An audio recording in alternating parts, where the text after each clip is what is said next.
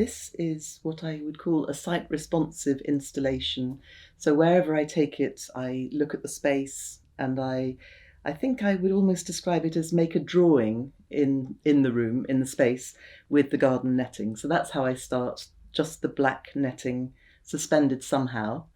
And then I invite people to come, and I have some instructions here. So I invite them to touch, to go into the space, to sit, stay a while, and then to think about, particularly for this theme, it's safety net. What makes them feel comfortable? What makes them feel uncomfortable?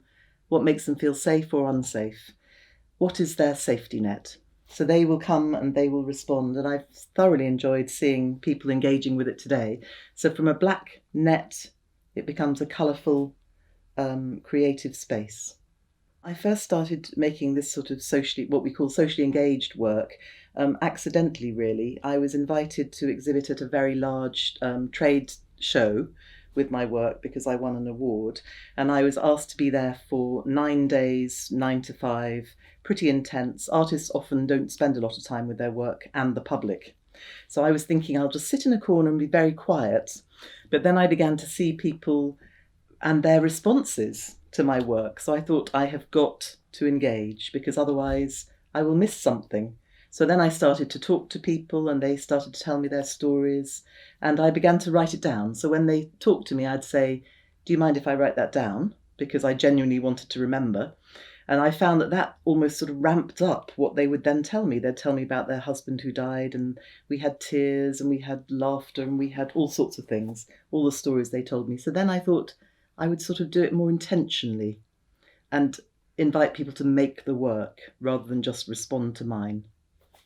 Another series that I've made are some wearable sculptures that I call living sculptures. So there I have two series, one a sort of brightly coloured knitted series of 5. They almost look like knitted jumpers, but they have 3 arms, four head holes, whatever, and they're all unfinished, so they've got knitting needles attached. And people are invited to try them on. And then I have another series which are a bit darker, made out of human hair and nails and slightly creepier things. But people do seem to engage, and a lot of it, although there's a playful side, there's also a thoughtful side. I like to call them, all of them actually, provocations. They make people think. Being invited to do this day has obviously made me think a lot about these things, and I do see a lot of parallels. I think it made me question, why do I want people who don't normally have anything to do with art, why do I want them to engage with my work? Because often I will set these up in an empty shop in a shopping centre or somewhere that isn't the normal gallery space, because I'm genuinely much more interested in people who are phobic of art, because it is quite intimidating for a lot of people.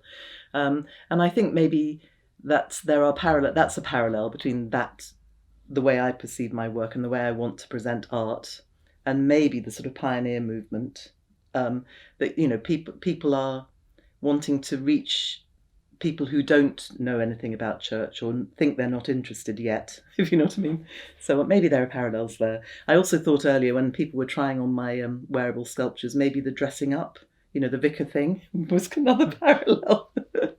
I think this pioneer movement is part of that. It is actually going to where the people are rather than expecting people to come into a church. So I imagine that there are barriers for many people about the church door, whatever denomination, that people wouldn't step inside and wouldn't have a conversation there, but they would if you're in the shopping centre or the sports centre or wherever you are. So I imagine these things are happening already. But I think the most critical thing for me also is being genuine and not having an agenda. I don't have an agenda. I give people choices. They take part or they don't. I'm there to talk. I'm interested in what they have to say, and I think that's the most significant thing about this work, and also about mission, is that you are genuinely interested in the people that you're working with, not doing it because you want to convert them. I think the thing about a provocation actually is that it polarizes people, so then they begin to be clear about what they think. And so I think that some people will walk away and won't be interested, that's fine.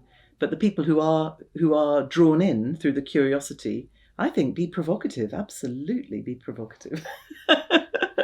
Definitely. There was just a very wonderful thing that somebody said, I don't know who it was, in the session we've just had, about God being a creator, and that we all have something created within us. And I know that's in a faith setting, and you might not necessarily be able to say that outside of here. One of the reasons that I choose things that don't have to have a final product with my work is that a lot of people have ambivalence about art in the same way they'd have ambivalence about maths or physics or whatever. It polarizes people as well. And I think if you can think of something that is truly inclusive and yet is still creative, to do with color and touch and all those things, then I think that all of us have some capacity for creativity, personally.